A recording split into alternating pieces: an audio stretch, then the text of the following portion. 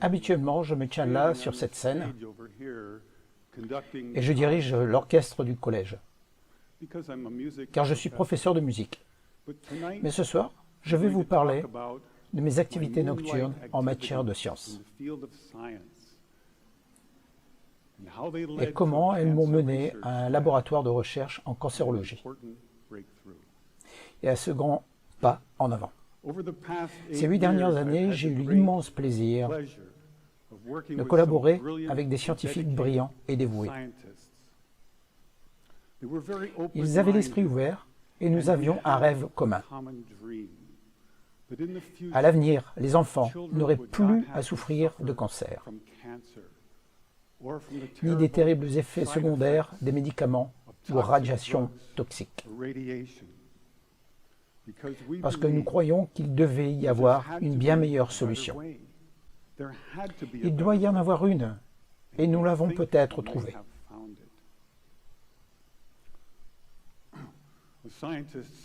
Un scientifique nous a dit « Vous tuez plus de cellules cancéreuses qu'avec des rayons. » Il a poursuivi « Si vous aviez dépensé des millions de dollars pour créer un nouveau médicament qui tue autant de cellules cancéreuses, vous feriez un carton. » Impressionnant à entendre, surtout pour un professeur de musique, qui venait tout juste de faire ses premières expériences de laboratoire en cancérologie. Nous n'avons pas utilisé de rayons, nous n'avons pas utilisé de médicaments. Qu'avons-nous donc fait? Voici 2 diapasons identiques, tous deux accordés sur le La, note sur laquelle s'accorde l'orchestre. Ces diapasons vibrent chacun 440 fois par seconde. On dit que leur fréquence est de 440 Hz. Si je frappe ainsi sur ces diapasons en créant une légère impulsion d'énergie, le second se met à vibrer en résonance avec le premier. Et si je fais taire ce diapason, on entend l'autre résonner au son du premier.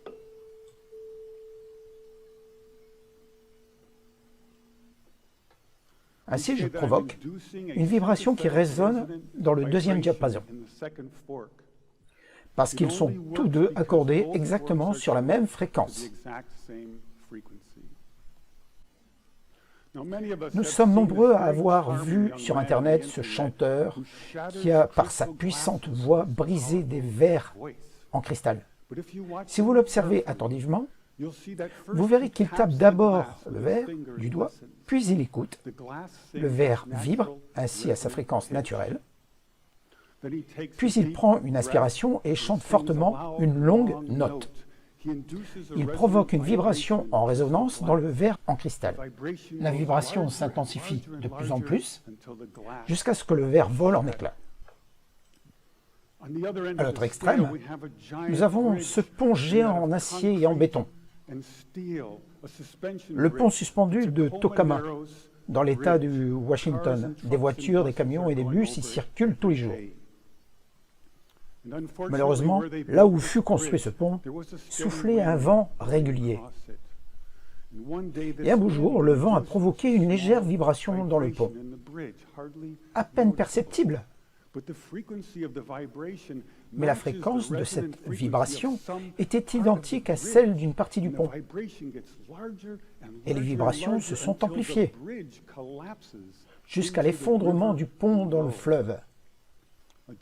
Une fréquence de résonance destructrice. D'un côté, nous avons un pont géant en acier et en béton détruit par la résonance, et de l'autre, un petit verre en cristal qui vole en éclats. Peut-être pourrait-on briser quelque chose d'encore plus petit, vraiment tout petit et visible seulement au microscope. Peut-être pourrait-on briser un micro-organisme vivant. Mais il faudrait une théorie qui puisse servir de base. Cette théorie, nous l'avons trouvée dans cet excellent livre, intitulé « L'arc-en-ciel et le verre, la physique des organismes », par le scientifique Mae van Ho.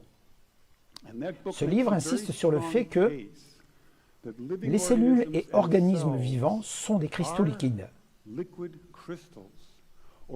ou du moins, ils en possèdent de nombreuses propriétés. Nous connaissons tous les cristaux liquides. Ils sont dans les écrans de nos ordinateurs portables. Écran LCD à cristaux liquides. On peut modifier les qualités des cristaux liquides de nos écrans en leur envoyant des signaux électroniques particuliers. Grâce à ces signaux, on peut modifier les couleurs et les formes sur l'écran. Ainsi pourrait-on modifier un cristal liquide biologique vivant grâce à un signal électronique spécial.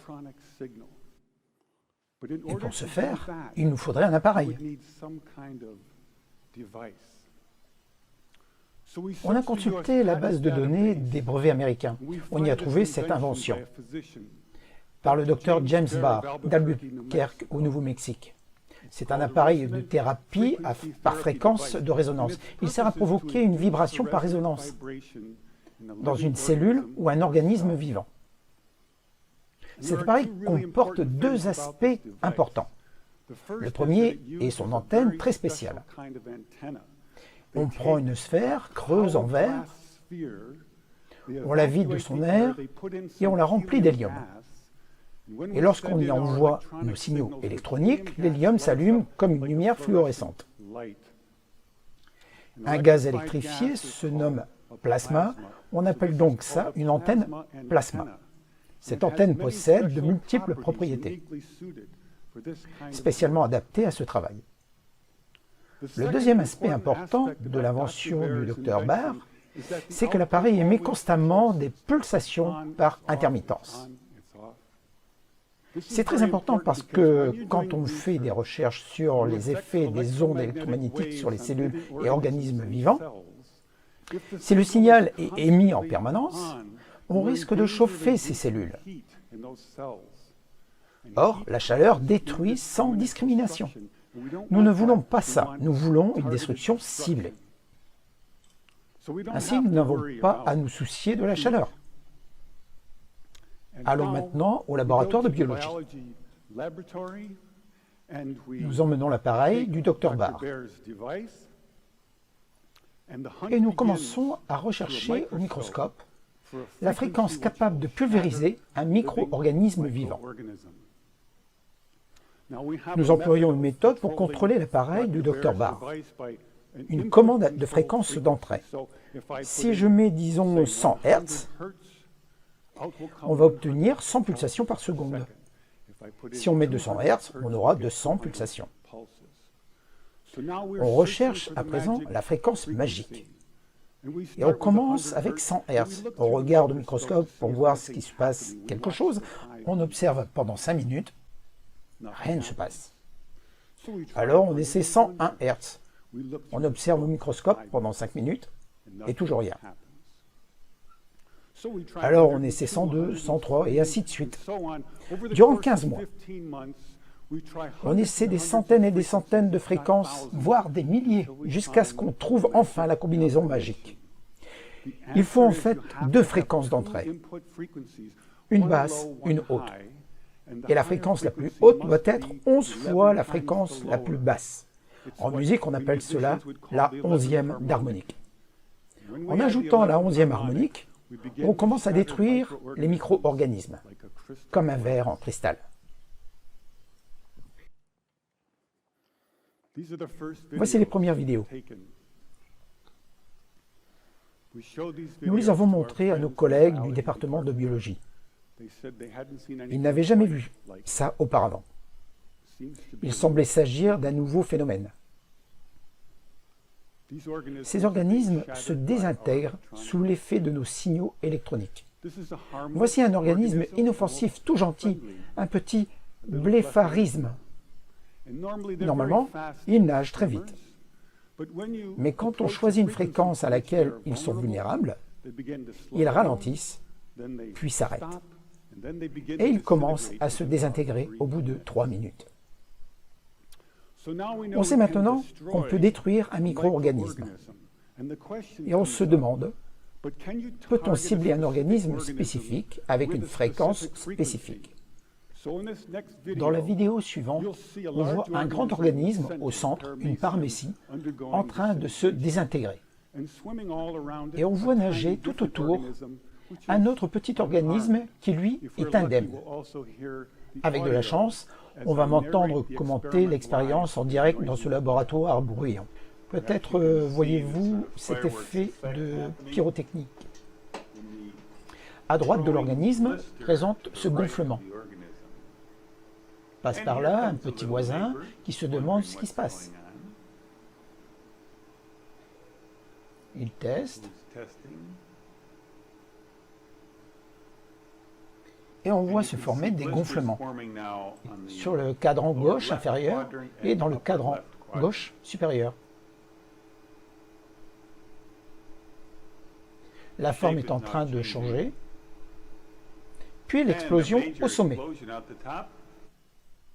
On a donc maintenant la preuve qu'il est possible de cibler des micro-organismes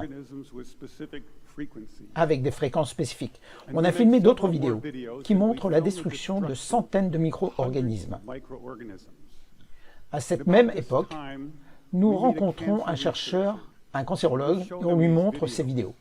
S'ensuit une invitation à aller passer 4 mois en laboratoire de recherche en cancérologie pour détruire des cellules cancéreuses.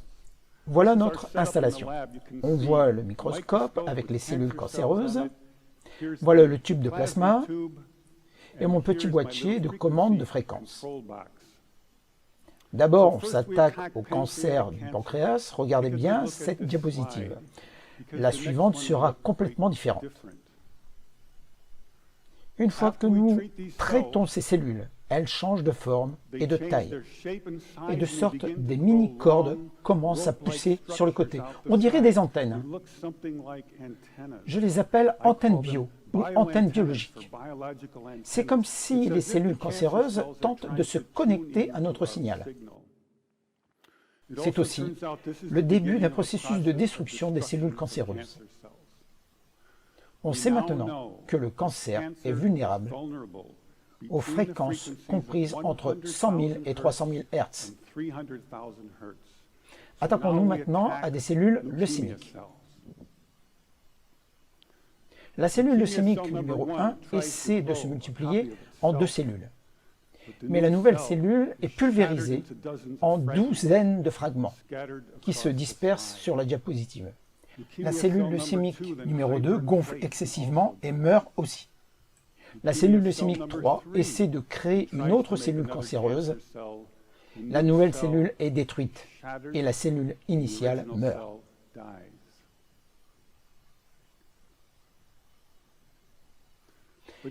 Mais pour un patient, tuer une poignée de cellules leucémiques ne suffit pas. À quelle échelle peut-on les éliminer? Lors d'expériences en laboratoire contrôlées et répétées, et testées indépendamment par les 2 meilleurs experts, nous avons éliminé en moyenne 25 à 42% des cellules leucémiques et jusqu'à 60%. Nous avons aussi déterminé que nous avons ralenti la prolifération du cancer jusqu'à 65%. Un double effet.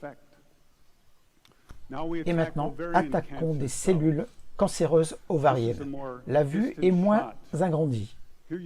On voit des crochets apparaître autour des cellules qui montrent des groupes de cellules cancéreuses en train d'être détruites.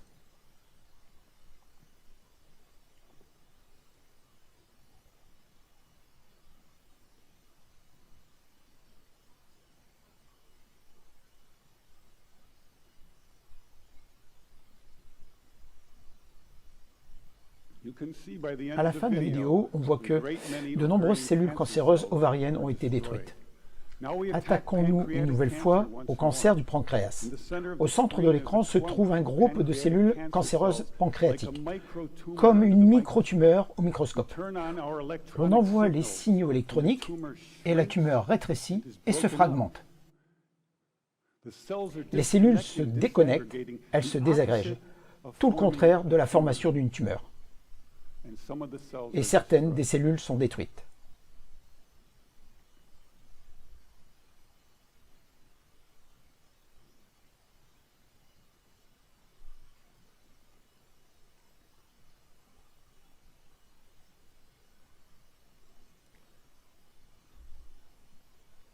Lors de nos récents travaux, nous nous sommes attaqués au SARM.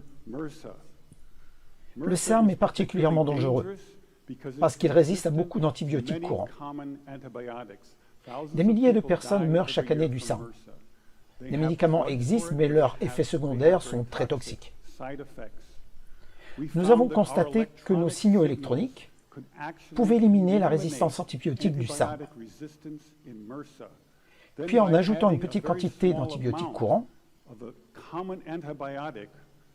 on a pu tuer le SARM et en ralentir la croissance.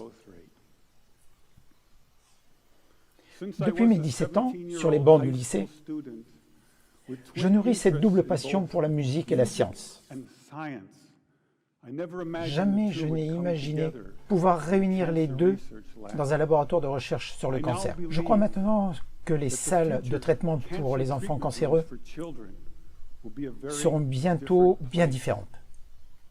Ce sont des salles agréables où les enfants se rassemblent et se font de nouveaux amis. Ils oublieront même peut-être qu'ils sont malades. Ils y feront des dessins, des coloriages et joueront avec leurs jouets, sans savoir qu'au-dessus d'eux brillent de belles lumières plasma d'un bleu rosâtre, générant des champs électriques pulsés et guérisseurs, qui détruisent leur cancer sans douleur ni produits toxiques. Une cellule à la fois. Merci.